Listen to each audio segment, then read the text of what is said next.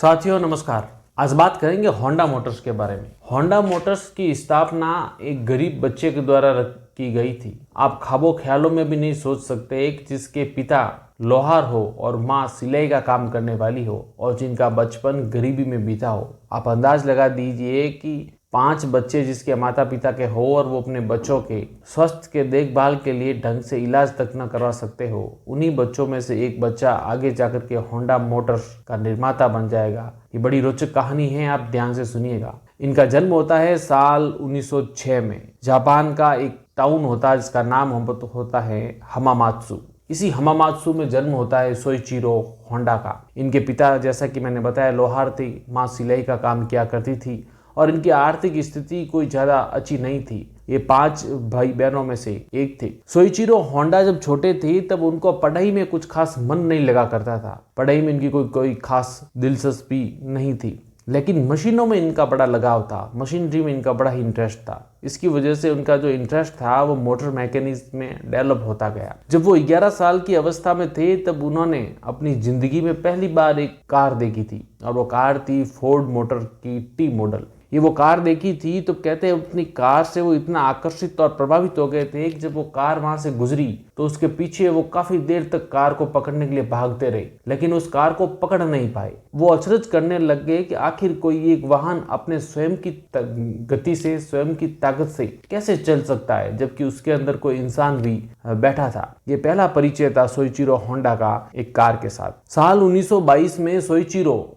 एक पत्रिका में ऐड देखते हैं और वो ऐड होता है टोक्यो शहर से संबंधित। टोक्यो शहर में एक गैराज होता है जिसका नाम होता है आर्ट शोकोई। ये जो आर्ट शोकोई नाम का गैराज होता है उसको अपने गैराज में काम करने के लिए वर्कर्स की जरूरत होती है, इसलिए वो एडवर्टाइजमेंट देता है। अब चूंकि सोइचिरो होंडा को मोटर्स और इंजन्स में बहुत ही ज्यादा इंटरेस्ट था, इसीलिए वो भी उसके अंदर अप्लाई कर देते हैं। खुशकिस्मती से उनका चयन हो जाता है। उस वक्त उनकी उम्र तकरीबन 14 बरस थी। वो अपनी पढ़ाई को बीच में ही छोड़ करके उस गैराज में काम करने के ख्वाब को लेकर के वहां चले जाते हैं। लेकिन जब वो वहां जाते हैं तो उनका दिल टूट जाता है, क्योंकि जो गैराज का मालिक होता है वो उन्हें कार रिपेयरिंग का काम देने के बजाय अपने बच्चों को रखने का काम सौंपता है। अब सोइचिरो होंडा के पास दिन भर अपने मालिक के बच्चों को रखने के अलावा कोई और काम नहीं था। इस काम में उनका मन नहीं लग रहा था। वो कई बार सोच रहे थे कि अपने ये सब छोड़ करके वापस अपने माता पिता के पास लौट जाए,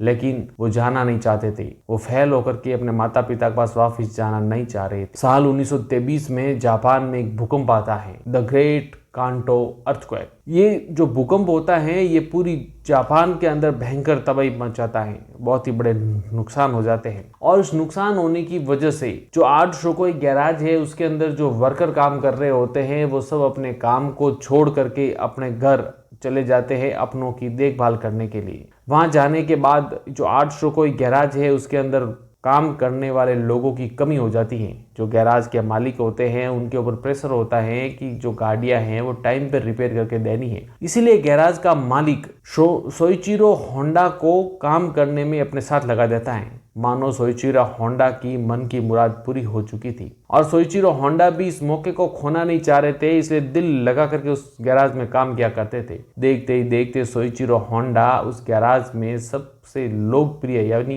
बेस्ट मैकेनिक बन गए थे। सोइचिरो होंडा को मोटर स्पोर्ट्स में भी काफी दिलचस्पी थी। ये वो दौर था जब जापान के अंदर मोटर स्पोर्ट्स काफी लोकप्रिय था। उसकी लोकप्रियता दिन प्रतिदिन बढ़ती जा रही थी। इन्होंने भी एक अमेरिकन कार्टिस बाइपिलर जो कार है उसका सेकंड हैंड इंजन लिया और उसके अलावा मिशेल कार थी, उसकी एक सेकंड हैंड बॉडी ली और लेकर के एक नई कार का निर्माण कर दिया। उस कार का नाम रखा कार्टिस। 1924 में इन्होंने जापानीज मोटर चैंपियनशिप में भाग लिया और बड़ी आश्चर्यजनक तरीके से इन्होंने फर्स्ट पोजीशन हासिल कर ली। इसके बाद उन्होंने 1928 में जो आर्ट शोकोई जो गैराज था उस गैराज ने सोइचिरो होंडा के होम टाउन हमामात्सु में एक ब्रांच खोली। अब चूंकि सोइचिरो होंडा तब तक काफी काबिल हो चुके थे, इसीलिए उनको इस ब्रांच में बतौर पार्टनर बना करके वहां शिफ्ट कर लिया गया। लेकिन इनका ये गैराज शुरू में कुछ खास चला नहीं।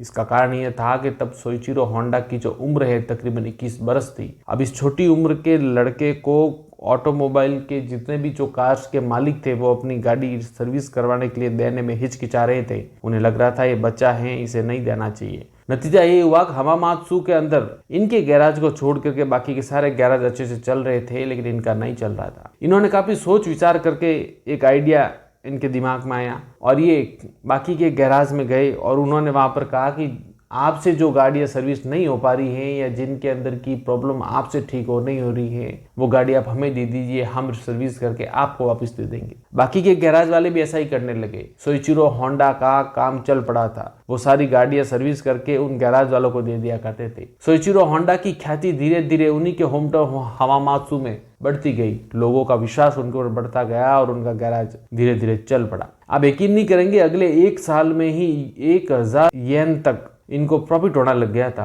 अब इनके गैराज में कर्मचारी की टीम बढ़ चुकी थी। तकरीबन 50 लोगों का स्टाफ था जो कि इनके गैराज में दिन रात काम किया करता था। सोइचिरो होंडा की जो मोटर स्पोर्ट्स में इंटरेस्ट था वो वापस जग गया और ये इस रेसिंग की दुनिया में वापस आ गए थे। साल 1936 तक उन्होंने जापान के बहुत सारे रेसिंग्स में भाग लिया और रेस जीती, लेकिन जुलाई 1936 में इसी रेसिंग के दौरान सोइचिरो होंडा के साथ एक हादसा हो जाता है। उनके साथ बुरी तरह का एक्सीडेंट होता है। उस एक्सीडेंट में उनके मुंह, जबड़े और लेफ्ट हैंड पर बहुत ज्यादा चोट आ जाती है। इसके बाद ये अपने परिवार के प्रेशर में आकर के फैसला लेते हैं कि आगे के बाद इस मोटर रेसिंग में भाग नहीं लेंगे। जब ये वापस ठीक होकर के काम के लिए आते हैं तब 1937 में ये टोकाई सेकी नाम की कंपनी की स्थापना करते हैं और ये तय करते हैं कि ये गाड़ियों में लगने वाले इंजन का पिस्टन और पिस्टन के रिंग बनाने का काम क्या करेंगे। काफी मेहनत के बाद इसमें इनको सफलता हासिल नहीं होती है, तब उन्हें रियलाइज होता है कि इनके पास इसको बनाने का पूरा नॉलेज नहीं है। इसीलिए वो नॉलेज गेन करने के लिए हमामात्सु में ही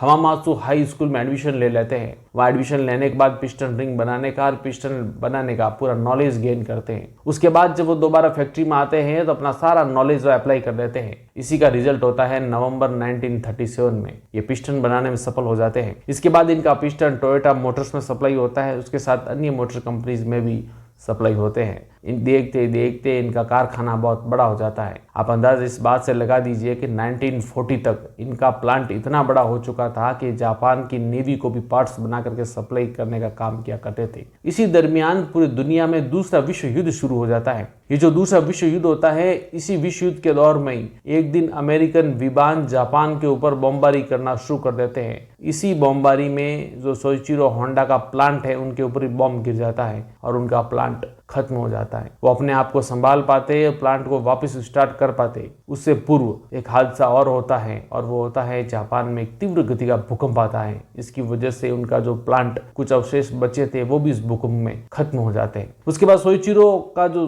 जीवन है थोड़े समय के लिए ऐसे ही चल रहा होता है। एक दिन वो कहीं से गुजर रहे थे तब उनको एक जनरेटर मिलता है। अब दरअसल ये जनरेटर युद्ध के दौरान जापानी सेना को वायरलेस रेडियो को चालू रखने के लिए काम में आता था। इस जनरेटर के बाद इनके दिमाग में एक आइडिया आता है कि क्यों ना युद्ध के बाद पूरे देश के अंदर महंगाई काफी बढ़ गई है, तेल के भाव काफी बढ़ चुके हैं, आम आदमियों के लिए ट्रांसपोर्टेशन की कोई फैसिलिटी नहीं है, साइकिल ही मुख्य साधन था। इसलिए सोचते हैं कि क्यों ना इसके अंदर इंजन लगा के सेट कर लिया जाए। तो 1947 में Honda technical and research institute की स्थापना करते हैं और उसके बाद एक साइकिल को मॉडिफाइड करके उसके अंदर इंजन लगा देते हैं। ये मॉडिफाइड साइकिल जिसके अंदर इंजन लगा हुआ होता है, लोग उसको बहुत ज्यादा पसंद करते हैं और उनकी काफी ज्यादा बिक्री होना शुरू हो जाती है। इसी किस्से की जो सफलता होती है, सफलता से ये प्रोत्साहित होकर के सोचते हैं कि क्यों ना एक मोटरसाइकिल बनाई जाए। इसी विजन के तहत ये होंडा मोटर्स की स्थापना कर देते हैं और 1949 में अपनी पहली मोटरसाइकिल बनाने में ये सफल हो जाते हैं। इस मोटरसाइकिल का नाम रखते हैं ड्रीम।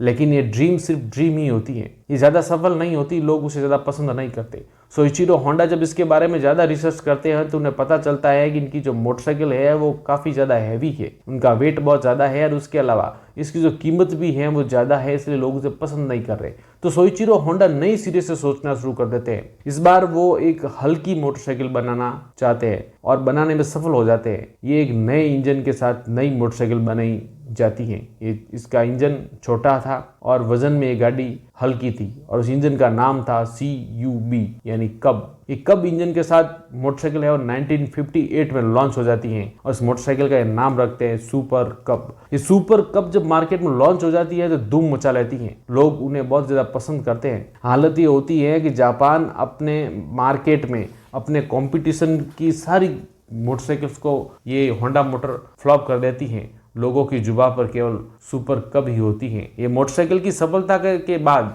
सोइचिरो होंडा 1968 में अमेरिका में इस गाड़ी को लॉन्च करना चाहते हैं और वहां पर भी ये गाड़ी एक साल के अंदर 10,000 मोटरसाइकिल्स होंडा बेचने में सफल हो जाता है। होंडा की सफलता का अंदाजा आप लगा दीजिए कि 1973 तक अमेरिका के टू व्हीलर मार्केट के 40% तक होंडा का कब्जा हो चुका था। 1960 आते आते होंडा मोटर्स जो हैं वो मोटरसाइकिल की दुनिया का बहुत बड़ा ब्रांड बन चुकी थी। इसकी सफलता के बाद सोइचिरो होंडा है वो सोचते हैं कि अब मैं 4 व्हीलर बनाऊंगा। हालांकि लोगों ने उसे रोका भी था कि आप 2 व्हीलर तक ठीक है, 4 व्हीलर बनाने का ख्वाब ना देखें। लेकिन सोइचिरो होंडा ने एक नई 4 व्हीलर लॉन्च की, T360। ये कोई कार नहीं थी, ये पिकअप ट्रक था, लेकिन ये पिकअप ट्रक फ्लॉप हो चुका था। जब ये लॉन्च हुआ उसके बाद लोगों ने उसे पसंद नहीं किया। उसके बाद सोइचिरो होंडा ने एक बार फिर से नए तरीके से सोचा और दोबारा इन्होंने तय किया कि मैं इस बार पैसेंजर व्हीकल्स में जाऊंगा और आम आदमी के लिए कार बनाऊंगा। इसलिए 1967 में इन्होंने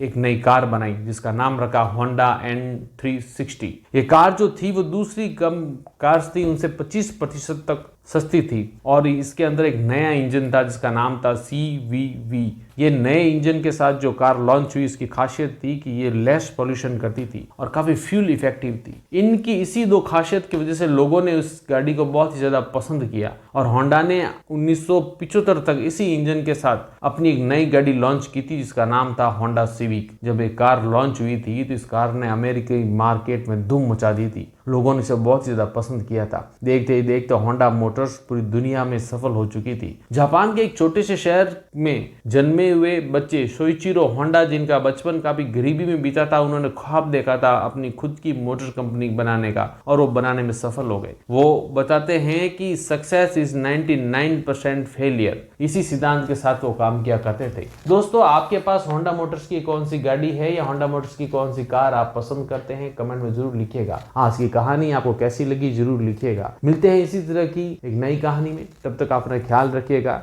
शुक्रिया।